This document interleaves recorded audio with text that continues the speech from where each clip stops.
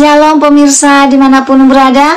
Seperti biasa sebelum melakukan aktivitas kita hari ini, kita akan mendengarkan renungan pagi dari Ibu Sitanggang. Sebelum mendengarkan renungan pagi kita pada pagi hari ini, kita sama-sama berdoa. Bapa yang baik yang bertahta dalam kerajaan surga, terima kasih Tuhan buat kesempatan yang baik bagi kami. Saat ini kami akan mendengarkan firman-Mu melalui renungan pagi. Kiranya Tuhan menjamah hati dan pikiran kami, sehingga firman-Mu ini kami boleh mengerti dan kami melakukannya dalam kehidupan kami. Berkati pemirsa yang akan mendengarkan firman-Mu pada pagi hari ini. Biarlah berkat kesehatan, rezeki yang daripada-Mu boleh menjadi bagian mereka sepanjang hari ini. Mohon ampun Tuhan dosa pelanggan kami, karena kami berdoa dalam nama Yesus yang menebus kami dalam dosa. Amin. Sebelum saya melanjutkan renungan pagi kita pada pagi hari ini, saya minta bantuan pemirsa untuk tekan tombol like dan subscribe.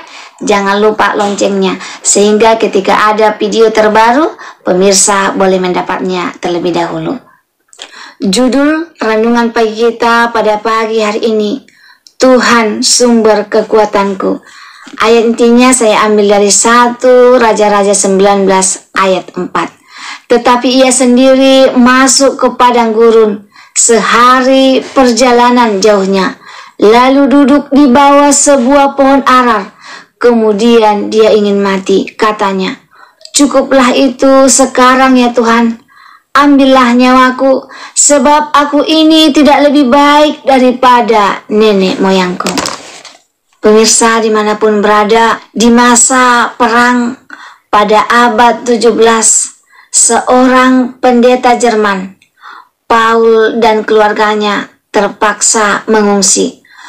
Suatu malam saat mereka tinggal di sebuah penginapan kecil di pedesaan, dalam kondisi tidak punya rumah dan ketakutan, sang istri menangis sejadi-jadinya.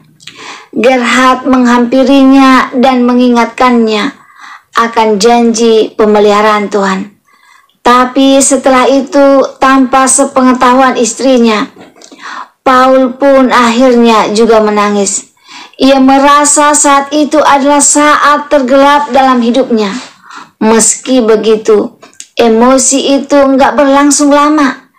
Ia merasa bebannya terangkat dan merasa hadirat Tuhan. Kemudian mengambil penanya dan menulis sebuah himne yang sangat terkenal sampai sekarang. Biarkan ketakutanmu terbang di bawah angin. Berharaplah dan jangan takut. Tuhan mendengar keluh kesahmu dan menghitung tetes air matamu. Tuhan akan mengangkat wajahmu di tengah badai. Ia membuka jalan. Tunggulah waktunya, malam akan berlalu dan akan diganti dengan hari yang sukacita. Pemirsa dimanapun berada, seorang nabi sekelas Elia pun mengalami hal yang sama. Ia adalah nabi yang luar biasa, yang sudah melakukan banyak hal yang di luar nalar. Tapi ia tetaplah seorang manusia biasa. Pada saat tertentu ia juga merasa ketakutan dan kehilangan harapan. Bahkan ia sampai merasa pengen mati juga.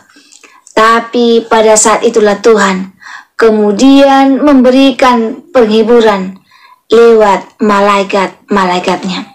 Pada saat kapan Elia merasa ketakutan? Kita boleh baca Alkitab kita, 1 Raja-Raja 19.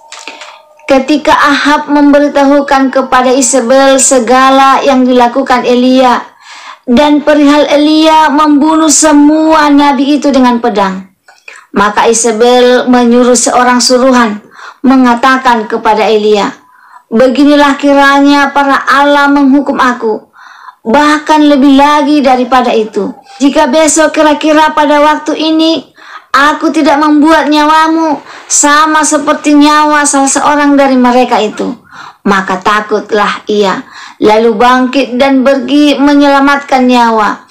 Dan setelah sampai di Betseba dan memasuki wilayah Yehuda, ia meninggalkan bujangnya di sana. Tetapi ia sendiri masuk ke padang gurun sehari perjalanan jauhnya. Dia duduk di bawah sebuah pohon arar. Kemudian ia ingin mati, katanya, "Cukuplah ini sekarang ya Tuhan, ambillah nyawaku, sebab aku ini tidak lebih baik daripada nenek moyangku." Sesudah itu ia terbaring dan tidur di bawah pohon arar itu. Tetapi tiba-tiba seorang malaikat menyentuh dia, serta berkata kepadanya, "Bangunlah, makanlah." Ia juga pernah mengalami ketakutan dan kehilangan pengharapan ketika istri Raja Ahab ingin menghabisinya, karena dia sudah terlebih dahulu menghabisi dewa-dewa Baal. Pada saat itulah Tuhan kemudian memberikan penghiburan lewat malaikatnya. Pemirsa dimanapun berada, seringkali Tuhan memang menyatakan hadiratnya dengan jelas, justru pada saat-saat tergelap dalam hidup kita. Ia menggunakan penderitaan dan masalah kita untuk menunjukkan bahwa Ia satu-satunya sumber kekuatan dan penghiburan kita. Dan saat kita akhirnya merasakan hadiratnya, seperti halnya pendeta Paul, maka kita pun menerima harapan baru. Pemirsa, apakah ada di antara kita yang sekarang ini sedang mengalami masalah yang berat? Bersabarlah, serahkanlah diri pada Tuhan. Tunggu waktunya, seperti yang pendeta Paul alami. Ia akan membuat kita mampu melewati ujian dan memuliakannya. Seperti juga Elia, ketika dia merasa ketakutan, maka Tuhan hadir untuk menguatkan dan maka Tuhan datang untuk menguatkannya. Hanya ada satu tempat di mana kita dapat menemukan pengharapan yang sejati, yakni dalam pengenalan dan percaya akan Tuhan. Semoga firman Tuhan pada pagi hari ini dapat menolong kita untuk mengetahui bahwa Tuhanlah sumber kekuatan bagi kita manusia. Jika pemirsa merasa terberkati dengan firman Tuhan pada pagi hari ini, pemirsa boleh share di sosial media kamu, Facebook, WhatsApp, Instagram, dan lain sebagainya, sehingga semakin banyak umat-umat Tuhan yang merasa terberkati dengan mendengarkan firman Tuhan pada pagi hari ini, dan mereka mengetahui bahwa Tuhan adalah sumber kekuatan bagi kita. Sebelum mengakhiri firman Tuhan pada pagi hari ini, kita sama-sama berdoa. Bapa yang baik yang bertata dalam kerajaan surga, terima kasih Tuhan buat firman yang telah kami dengarkan pada pagi hari ini, yang mengingatkan kami bahwa tidak ada sumber kekuatan lain selain Tuhan. Tuhanlah sumber kekuatan bagi kami umat manusia. Bantu kami Tuhan untuk selalu setia dan percaya kepada pertolongan-Mu. Jika ada kesusahan dalam kehidupan kami, Tuhan akan menolong kami tepat pada waktunya. Berkati kami Tuhan sepanjang hari ini, mohon ampun dosa pelanggaran kami, karena kami berdoa dalam nama Yesus yang menebus kami dalam dosa. Amin. Terima kasih pemirsa telah mendengarkan firman Tuhan pada pagi hari ini. Sampai ketemu besok pagi. Terima kasih, Tuhan memberkati.